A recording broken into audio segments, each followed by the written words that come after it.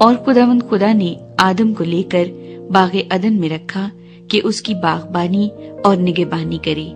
اور خداوند خدا نے آدم کو حکم دیا اور کہا کہ تو باغ کے ہر درخت کا پھل بے روک ٹوک کھا سکتا ہے، لیکن نیک و بد کی پہچان کے درخت کا کبھی نہ کھانا، کیونکہ جس روز تو نے اس میں سے کھایا تو مرا۔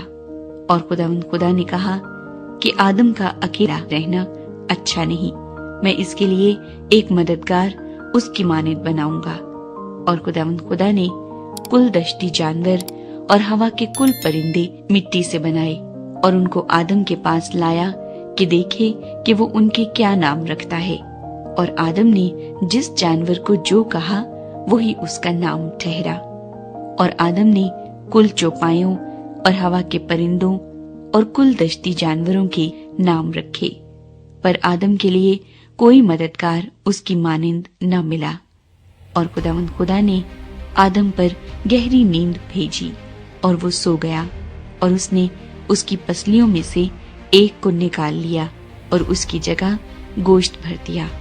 اور خداوند خدا اس پسلی سے جو اس نے آدم میں سے نکالی تھی ایک عورت بنا کر اسے آدم کے پاس لایا۔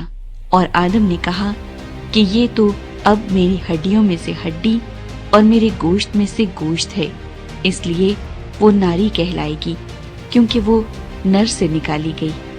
اس واسطے مرد اپنے ماں باپ کو چھوڑے گا اور اپنی بیوی سے ملا رہے گا، اور وہ ایک تن ہوں گے۔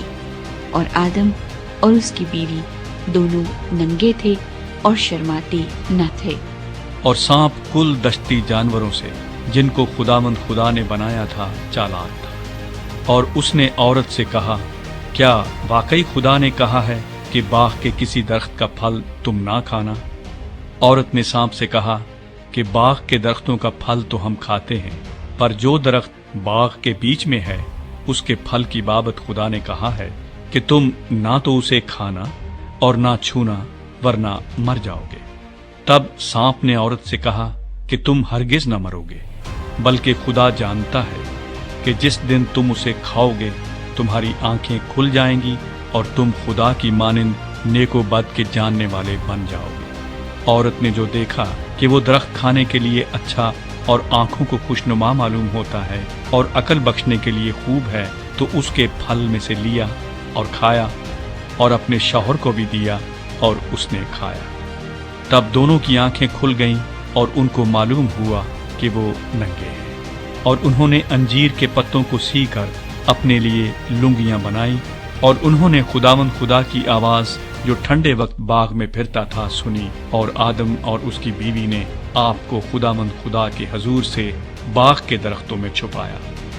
تب خداوند خدا نے آدم کو پکارا اور اس سے کہا کہ تو کہاں ہے؟ اس نے کہا، میں نے باغ میں تیری آواز سنی اور میں ڈرا کیونکہ میں ننگا تھا اور میں نے اپنے آپ کو چھپایا۔ اس نے کہا، تجھے کس نے بتایا کہ تو ننگا ہے؟ کیا تو نے اس درخت کا پھل کھایا جس کی بابت میں نے تجھ کو حکم دیا تھا کہ اسے نہ کھانا؟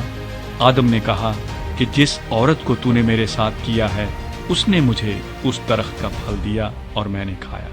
تب خداوند خدا نے عورت سے کہا کہ تو نے یہ کیا کیا؟ عورت نے کہا کہ سانپ نے مجھ کو بہکایا تو میں نے کھایا۔ اور خداوند خدا نے سانپ سے کہا، اس لیے کہ تو نے یہ کیا، تو سب چوپایوں اور دشتی جانوروں میں ملعون ٹھہرا، تو اپنے پیٹ کے بل چلے گا اور اپنی عمر بھر خاک چاٹے گا، اور میں تیرے اور عورت کے درمیان اور تیری نسل اور عورت کی نسل کے درمیان عداوت ڈالوں گا، وہ تیرے سر کو کچلے گا اور تو اس کی ایڑی پر کاٹے گا۔ پھر اس نے عورت سے کہا کہ میں تیرے درد حمل کو بہت بڑھاؤں گا، تو درد کے ساتھ بچے جنے گی، اور تیری رغبت اپنے شوہر کی طرف ہوگی اور وہ تجھ پر حکومت کرے گا۔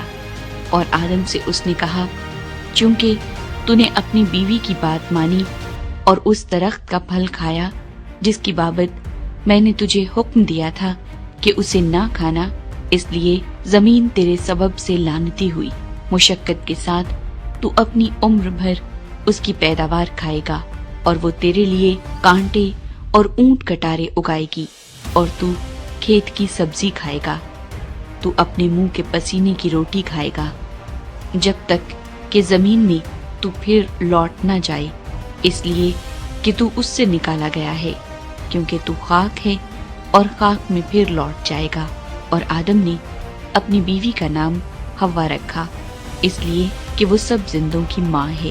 اور خدا نے آدم اور اس کی بیوی کے واسطے چمڑے کے کرتے بنا کر ان کو پہنائے۔ اور خدا نے کہا، دیکھو انسان نیک و بد کی پہچان میں ہم میں سے ایک کی مانند ہو گیا۔ اب کہیں ایسا نہ ہو کہ وہ اپنا ہاتھ بڑھائے اور حیات کے درخت سے بھی کچھ لے کر کھائے اور ہمیشہ جیتا رہے۔ اس لیے خدا نے اس کو باغ عدن سے باہر کر دیا تاکہ وہ اس زمین کی جس میں سے وہ لیا گیا تھا کھیتی کرے۔